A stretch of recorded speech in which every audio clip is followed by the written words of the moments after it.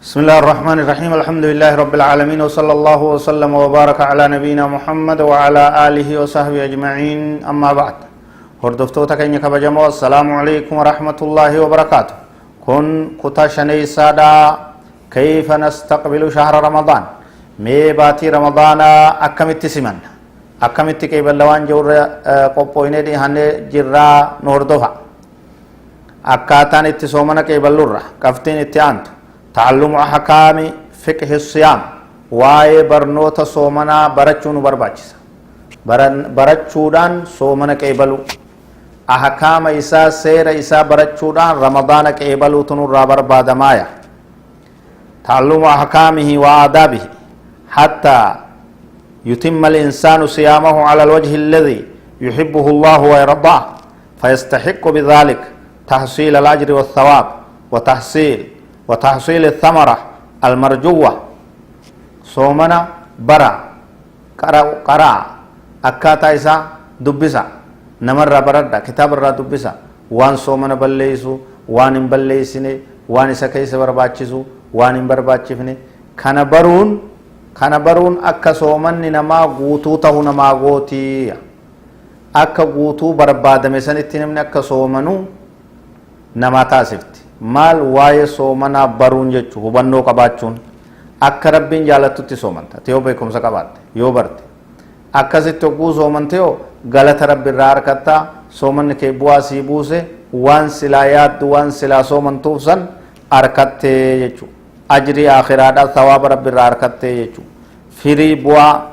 waan irraa barbaaddu oomisha san harkattee jechuudha sun gartee irra caalaan waan soomana kanarraa barbaadamuu التقوى صدا ربي تيجو صدا ربي صدا قلبي كيسا تيجو رب سبحانه وتعالى وان صومنا كراغو ديف وقود بتي ابسو كتب عليكم الصيام كما كتب على الذين من قبلكم يا أيها الذين آمنوا كتب عليكم الصيام كما كتب على الذين من قبلكم لعلكم تتقون أك ربي صدا التنبي صومن إسني ردر كي قدامي dirqama godhame isin rabbi barreeffame akkuma warri isin dura irratti barreeffametti akka rabbi sodaattaniifi kana bu'aan jechuudha sodaa rabbi harkachuu sodaa rabbi soomana kanatti qalbii teenya guuttee nuun soomana duraa ka soomana boodaatiin gargar tahuudhaaya وكم من إنسان يصوم ولا صيام له لجهله بشرائط الصيام وآدابه وما يجب عليه فيه نما ميقات صومنا كصومن إساف فيانتان وان صومنا بلليسون بيكو وان صومنا كيستين برباچسنين بيكو برنوتان قبو هبنون قبو ني صومنا صومن إسا درابة جرا مالتو بلليس واللالان وان صومنا إسا قدعو irratti bu'ee argama jechuudha wallaalaan osoo hin beekin waan soomana isaa balleessu hojjata jechuudha ni soomanni isaan jiru sababii wallaalaatiin jechuudha وكم ممن يجب عليه الفطر لمرض مهلك أو لعذر شرعي ولكنه يصوم فيأثم بصومه نما ميقاتو كصومن إسر رمبر بادم سببا واللالاتين صومني دلاوسنس فالله كانت فكين يافرن دوبرتي تكا تطورين باتيدا اتجرتو صومن إسر رمبر باچسو صومن نمبر باچسو يرو طهاران قمني خنم بيت واللال تودا خاته صومن اتهيتي diloyte jechu soomanuudhaan ni diloyte jechu maaliif dhiisutti ajajamtee dhiisuu santu ibaadaa isiiti jechu garuu ramadaana booda qadaa ni kafalti jechu ta ulmaatis akkasuma ta deeysee ulmaa jirtu nifaasii keessa jirtu yoo soomante ni diloyti jechu wanni kana fakkaatu hedduu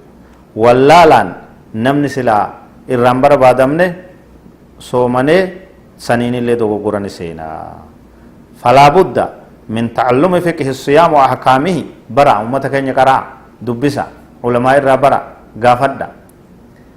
أحكام فقه صومنا أحكام صومنا بردا آداب إسا بردا وان برباچس بردا واجب إسا بردا أكد لغان تيسن سني تلتو أكو مسان أكاتا صومنا اتكي بلورا تعويد النفس على الصيام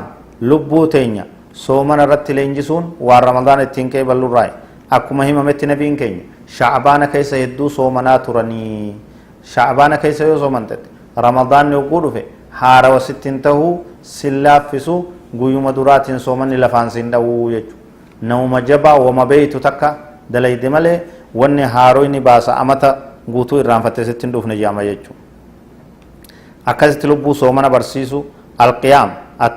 تعويد النفس على القيام صلاة هلكني لبو برسيسو أمتا قوتونا منو مسالاتو صومنا قفا يجي صلاتو متي وهي سنة عظيمة أضعناها ولذة عجيبة ما تذوقناها صلاة هلكني